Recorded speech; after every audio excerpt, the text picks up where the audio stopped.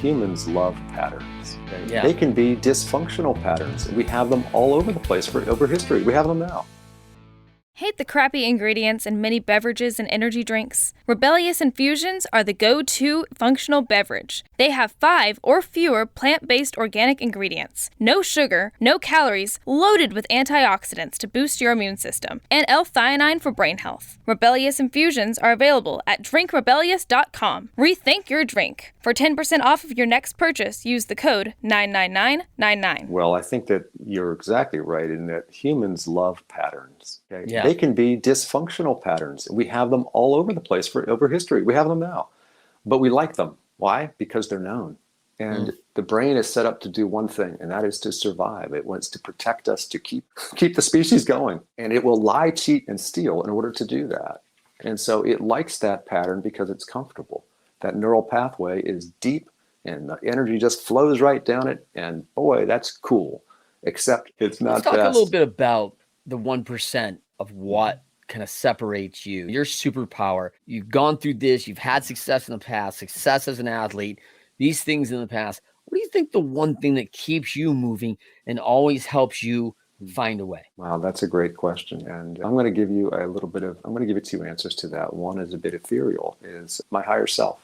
I think that we all have a divine component to us, and that it whispers to us, and it keeps us going. There are maybe people who disagree with that for various reasons. There's tragedy that happens in life, and they'd say, well, where was higher self then? Well, I don't know. Higher self has a different perspective.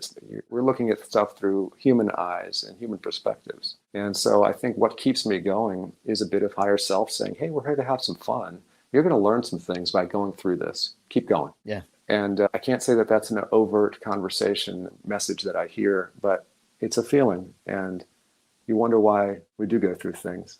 We'll leave it at that. Again, we could have some more fun talking like that. The other thing that kind of keeps me going is I think I'm a curious person. And I like to figure out why things are, and especially in the last 20 years of my life as I've had kids will open up stuff for you. And it's like, what are the better ways? Is this the only way? And I think we get into this hypnotic state. We live in a blessed time where you can just wake up, walk out.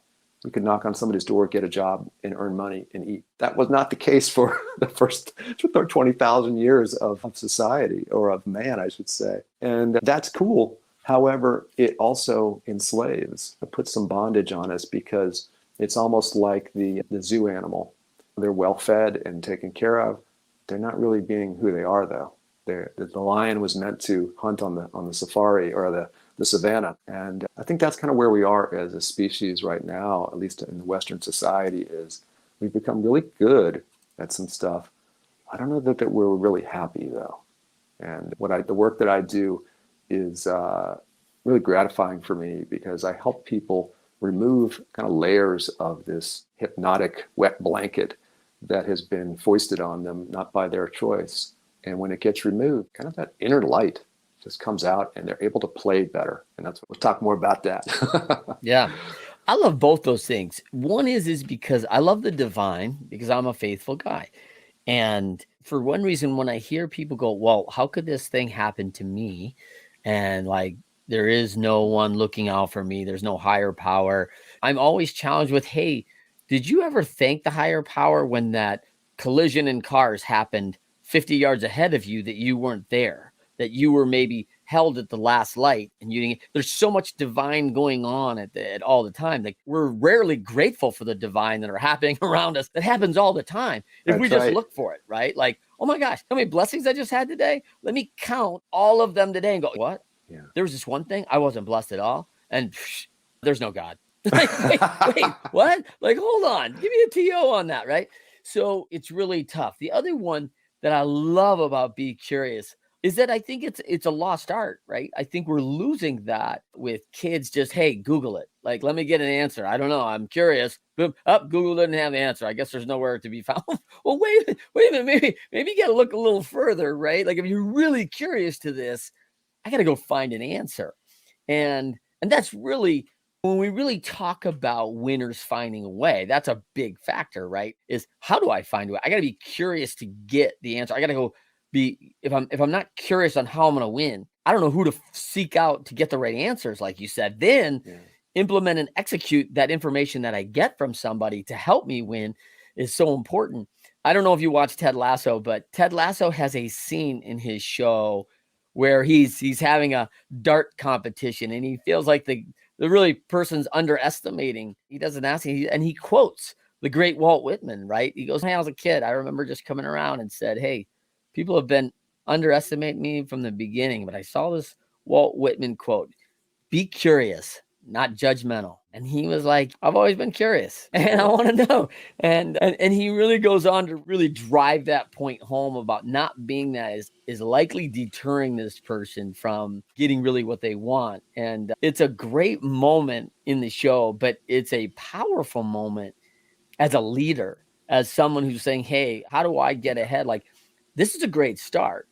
Be curious about things. Don't take things just because somebody said so, or take them at their face value. You may have to dive into those numbers. And why is it that someone is having that success? Or why is it that this failure is upon you and it's not working out? Like, let's drive a little deeper. Be curious about all the factors. And this comes back to that holistic side. It really does. Let's talk about, this is about 4 years later now, right? Since this first started. Is that fair? Yeah. So knowing what now, would you have driven something in differently from the beginning? Would you have looked at it and said, hey, I need to consider some factors and start either building the team around you or some things like that, thinking through that? I love this question. I'm smiling so much and I'm getting goosebumps because the turning point for me was when I realized that my doctors are not in charge of getting me healthy. I am. Yeah. And that's a funny statement because we have lost that in our society. People get ill. What do? They call the doctor. I got to go to the doctor. Doctor's going to heal me. And that right now, people are probably listening saying, well, yeah, of course, that's what we do. Okay. But again, that's just a modern phenomenon. And it's not even necessarily the best thing to do, but it's that pattern, right? We get into a pattern. We like patterns. It's comfortable. Our parents did the same pattern. It must be the truth. So we're going to deviate for 1 second and talk about Tibetan Buddhism. Okay, good. Nice. Yes. So Dalai Lama's Tibetan Buddhist, and they have a philosophy on knowledge, and that it's a hierarchy. It's not that any knowledge is bad. It's just that there's a certain level of depth and understanding associated with them. So at the lowest level, again, it's acceptable, but it's the lowest level is scripture. And I'm not talking necessarily about holy scripture. I just mean written word, or it could be spoken word. Some coach says something or writes it in a book. Okay. Do we accept that? Maybe we do, maybe we don't. And it's kind of just there. The next level up is reasoning. So we've all lived in life. We've accumulated experiences and perceptions. We can now look at that information and we can reason as to whether or not that it is valid and appropriate for our lives. And then the highest level in this hierarchy is experience. When you feel something. And that's what we have to realize in societies and as coaches, leaders, be open to stuff and then try it yourself. And maybe you rejected it down below because you've got some existing prejudices and because it doesn't fit your existing pattern. And that's what slows us down in making our progress, right? Have that growth mindset is I'm not going to be fixed on what I knew or what I performed in the past. I'm going to be like John Wooden, greatest coach of all time, according to ESPN, across any sport. And after every season, regardless of whether John's teams won the NCAA, which they did many times, set all sorts of records, he would call some other coach somewhere in the land and say, hey, I really like what your team does with blank, whatever. I like the way you guys shoot free throws. Could you teach me how you teach your kids? This is the guy who just won the NCAA championship. For the 8th year in a row, right? Right, right. Exactly. Can you imagine getting that call like, John, I don't know if I can help you. You seem to be winning everyththing. Right. And that is the mark of an incredible leader who says, I'm not looking at my stats. I'm looking for best practices because I love my players. I care so much about them. I'm going to tell them how to put their socks on. That's the old story he used to do. Every detail matters. And he did it from a place of love. And again, we could have a whole podcast talking about love in our hearts for our players and society. And I don't know, I deviated. I forgot where we were going. No, that's good. No, it's good. What differently now? Is certainly that. Oh, yes. So I'm sorry to get back to that story. So when I realized that I was in charge and not my doctor, that was my turning point. I was like, I realized at some point I was learning more. I knew more than my doctors did, because what else did I have time to do? I was just reading and looking online, and we live in the age of information. There's no excuse if you're curious about something. The information's out there. It's usually on the internet, but maybe it is you got to pick up the phone and call Trent or call somebody else in the world. There are very nice people in the world who will help you. Yeah. And once I got that mindset, within weeks, I started to feel better. And does that mean I'm cured? No. But when you're at 10% and you can get to 20 or 30%, you are like, this is great. Yeah, big deal. Yeah. So, and what would I do differently would be I would just have that mindset of, hey, this is my body, my journey here. I'm going to be the one who's going to assemble my team. And that team is going to be full of people who are going to support me. And I ended up doing that de facto over time. But I would do that at the beginning. What I mean is I fired some doctors. As great as their credentials were, I just didn't feel their support. They were dismissive, some of them, and they were too busy. I was like, okay, that one's not on my team. And then when I got a good team of people, that was great. And the team included a holistic approach. So I had somebody who was helping me with spirit and emotions and some practical implementation of that. And I had at any time probably 2 medical doctors who would float in and out. I would pull somebody up from the minors for a little bit to help me with something. I don't know what the right analogy might be. And I just think that that's just so wonderful to realize as a human. We're much more powerful and we can accomplish much more than society generally tells us to do. It's great to have those resources, but ultimately it's in here. We get to do stuff. And go ahead. I love that. I mean, two things that really kind of bring me to that. Like, no one ever talks about the seventh opinion. Hey, I didn't like what my doctor said. I'm going to get a second opinion. Maybe you need a seventh opinion. Like, maybe you need to talk to 7 physicians. Like, that's okay. Like, and we do that in business all the time. We don't just call one competitor or one colleague. We get a group of 10 or 12 together if we can afford it. And let's get everybody's background and opinions on this, where they came from, their shared experiences across the board. And let's see patterns of consistency. Where are patterns of trouble? Where have stumbling blocks been for everybody in the past? And I think this doctor feature, and listen, I got a lot of great friends who are physicians and they're fabulous, but they're not a have-all in. I don't call a podiatrist and ask them for cancer treatment, right? Like, and so we have these specialties that people have designed. And I'm a bit of a specialist coach, right? I coach executives and teams, and I coached a long time in baseball, and I have a lot of experience around tennis. I don't probably think I'm a great choice for Brown's top 10 lacrosse team, right? Like, I don't know how to hold the stick right, probably. Like, I am starting from way ground zero, and there are so many more qualified people that really know that sport in and out. I would be learning it, and I'm curious. I would learn as fast as I could, but at their level, that's a whole nother level. I think I would be a bad hire. Like, so you need to talk to somebody else because I'm not your person, probably, right?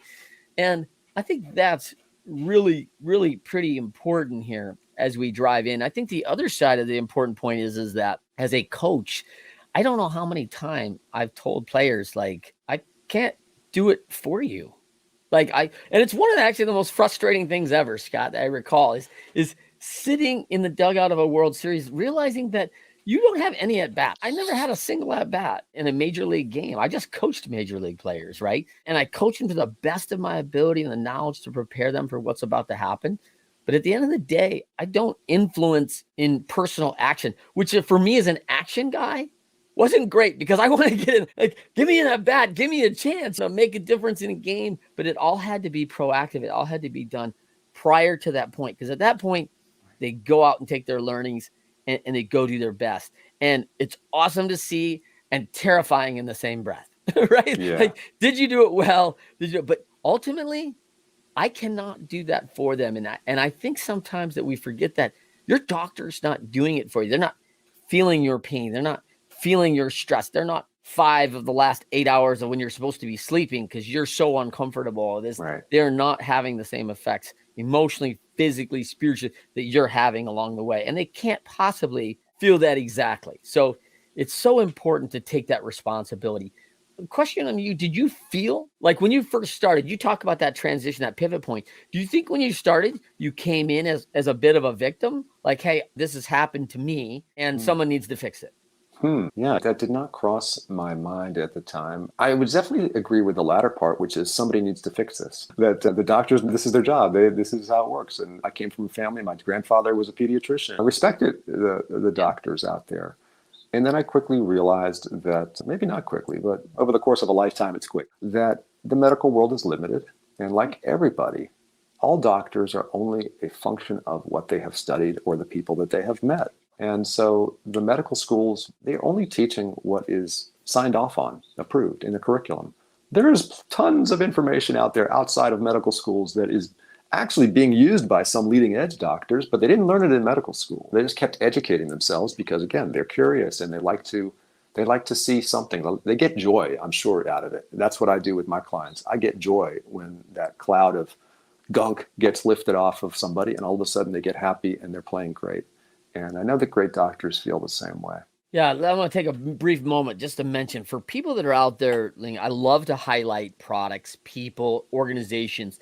If you're a leader and you are looking to become a better leader, you're a person of faith and you're directing people, I highly recommend Leader Impact. Leader Impact is a group and association I've been involved with. They have a number of ministries across America in different cities, and they have a great view of just taking that leadership back, foundationally back to the beginning. And I really honor that group and love to highlight them for a second as we're talking about leadership and developing that. Scott, let's come back to a couple questions for you. If you were going to tell somebody, a lot of people are going through this right now, man. COVID's going crazy. People have lost their businesses. Personal relationships have suffered. Certainly our physical health has suffered. Everyone go home and bonbons are the highest foods, right? So you're like, wait a minute, that's not good. So if someone's going through a trial, what do you think one belief, value, action you'd recommend very quickly to them to take on, to move forward and start getting out of it? Yeah, one valued action. I think that humans are made in a very clever way.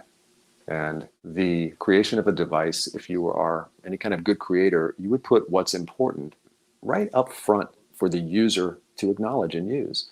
Hey, starting a car, ignition thing, well, now it's a button these days. It's right there. You can kind of, even if you didn't know that, you get curious and you would touch stuff and you might press that button and the car starts. So for humans, it is breathing and other things we can talk about. But I would tell somebody, if you're really in that bad moment where maybe you're even considering suicide, is to put your hand on your heart and breathe.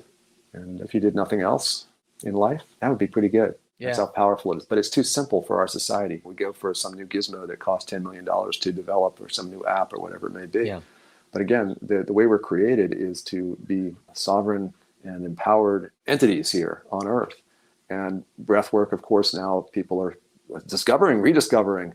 And by the way, there's no new things in life, right? All this stuff is old ancient wisdom from indigenous tribes we've just repackaged. And isn't it great? We have to make it translatable for today's society. So breath work, awesome. Meditation, great. The techniques that I use, I think are amazing, which is I use a lot of EFT, or emotional freedom techniques, or tapping as some people call it. And do something called process healing method, which is really cool, using the subconscious to reprogram itself. And all these tools need to be spread, because I know that suffering, I think suffering is probably part of this plan because we learn through these sufferings. Yes. Then there's needless suffering. And that's where I don't want people to be. I don't want my clients to be, which is there are solutions for you. You just haven't been told them yet.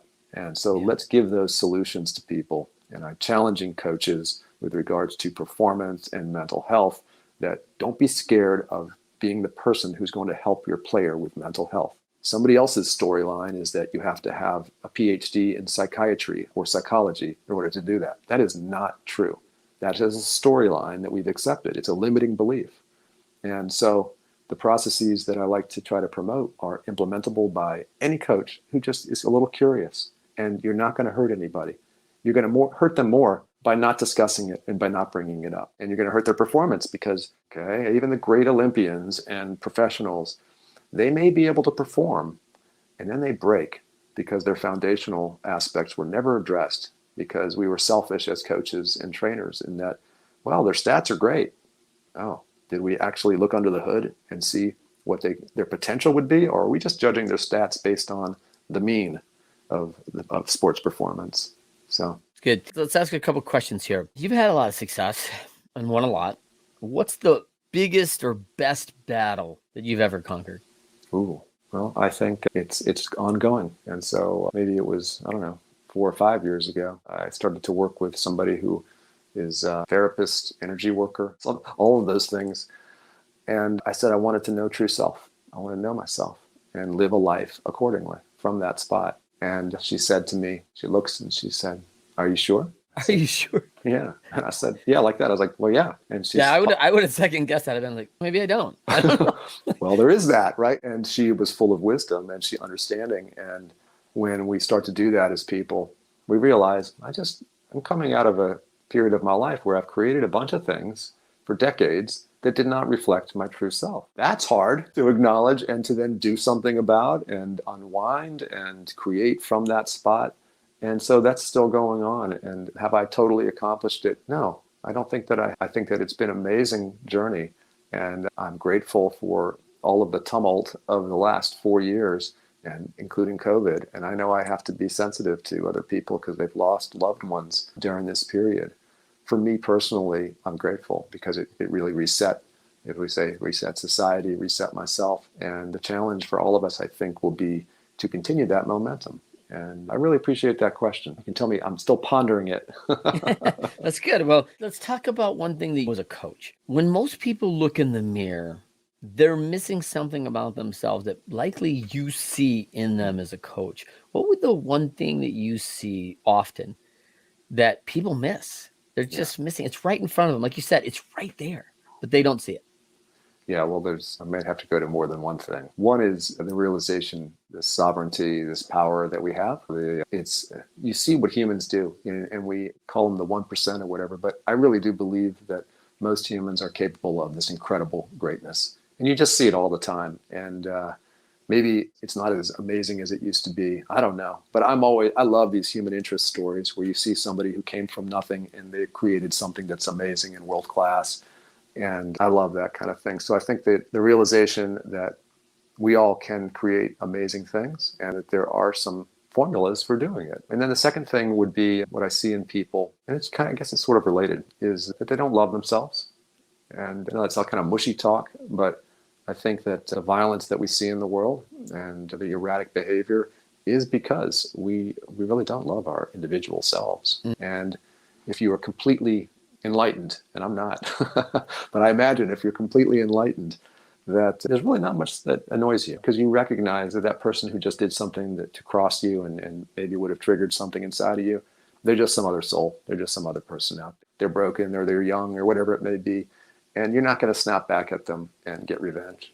You're going to look at them through the eyes of more of a higher perspective, we'll say. Yeah, I love that. That is, I would agree with that statement. I don't think people see the actual, both of those things, the individual power, the greatness that's been created with them. And when I really think about that, it made me pause of like, who are two names I think of like a great contribution as an individual above and beyond? And like Mother Teresa and Gandhi came to mind immediately, right? Mm-hmm. And people who influenced the world, and it wasn't about material, right? They didn't create Amazon. I don't know if Jeff Bezos, no knock on Jeff, is going down as like the greatest human ever. Like, hey, he created an awesome business without a doubt, right? But like, I don't know if humanity is going to ever look at Gates and the world's wealthiest as necessarily the contributors of this world, right? And so that's a very interesting deal. I think, like when you talk about the violence, which just seems so prevalent today, maybe it's our media, it's always been there. Maybe we just know more. I don't know, but it just feels like, yeah, I mean, we have not armed people with tools about their self-worth, their value. There are communities and education that have been dropped into this cultures where it just feels like life has no value. And I can't fathom that in my mind. Having any kind of a near-death experience where like you have a close call and like every hair on your body is like arisen and you're like just amped up beyond any capacity. I can't fathom someone who just says, well, here today, gone tomorrow, and it's going to be short. So just the YOLO. I hate that YOLO, right? So I'm not sure what that is. What is YOLO? YOLO is you only live once. Oh, okay. Right? And so for me, it's you live every day. Like, are you living it every day? Yeah. because you live every day, like maximize the living, not, hey, this is my one chance or my only moment. And there's going to be lots of moments.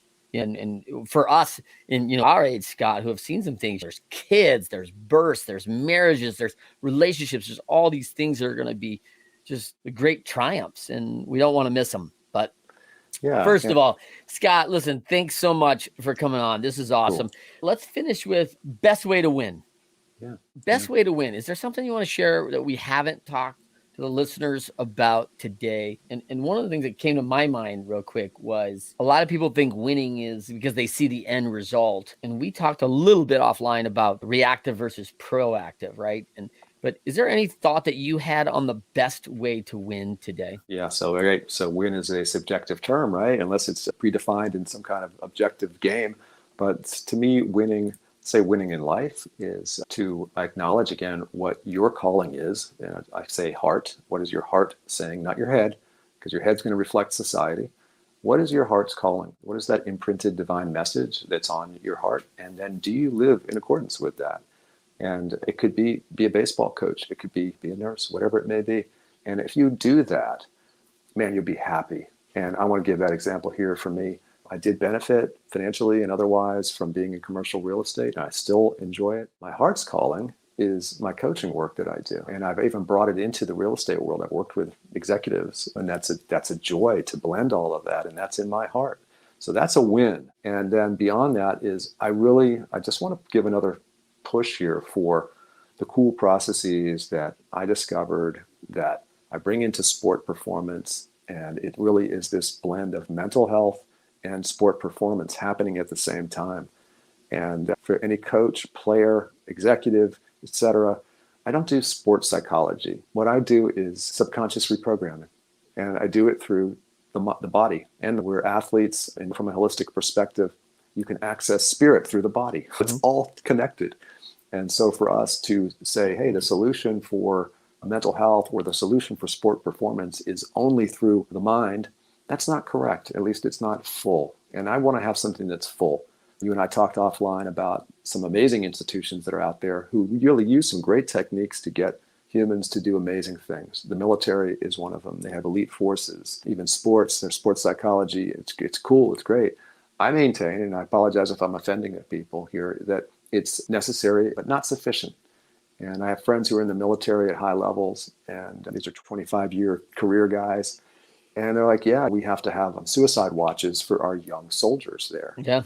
So we're obviously not doing something fully enough to help people. And I'm very proud in a not ego way, but just in a way to try to help people of one testimonial in particular. If you go to my website, it's the mother of a D1 softball player who had real trauma in her life. And his mother speaks openly of it. They lost a child, so the sibling of the D1 player died unexpectedly. This girl was in her freshman year during pandemic. That was hard. And then she had a shoulder injury, took her out. She had to have surgery and was not able to play. There was a lot on this girl. And her mother saw me speak at a teaching conference for this technique of tapping that I do. And she's like, oh, you work with athletes. I want you to work with my daughter. And you'll see on the testimonial, it's very compelling. I won't leave you on the cliff, I'll tell you. The mother, who is a licensed clinical social worker and counselor in a school, so she knows her way around the mind, said that her daughter called her after working with me one session, and she said, I will never go back to traditional therapy. That was the most powerful session I've ever been through. And her mother said she's much lighter. She's now feeling good. And I worked with her a couple more times. But that's just the power that exists there. And we as coaches can do this. I'm just a ball coach. I'm a ball coach.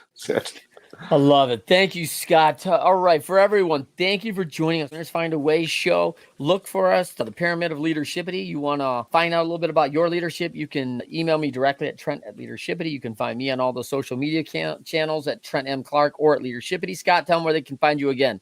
Yeah, my website is championplaybook.com. Also on Instagram at coach_Scott_Fox. Awesome. And if you enjoyed today's episode, please continue listening. Share the episode. Rate our Winners Find a Way 5 stars. We work hard to find value delivering stories of the 1%ers and bring that for you every episode. We'll see you next time on the Winners Find a Way show. Thanks, Scott Fox. Appreciate Hate the crappy ingredients in many beverages and energy drinks? Rebellious Infusions are the go-to functional beverage. They have 5 or fewer plant-based organic ingredients, no sugar, no calories, loaded with antioxidants to boost your immune system, and L-theanine for brain health. Rebellious Infusions are available at drinkrebellious.com. Rethink your drink. For 10% off of your next purchase, use the code 99999. Thank you for listening to the Winners Find a Way show and podcast. Trent, together with the leaders who shared their learning and experiences through this show, are grateful for allowing them to help and support you on your journey to becoming your best. Write a review, rate us 5 stars, and share this episode to your network.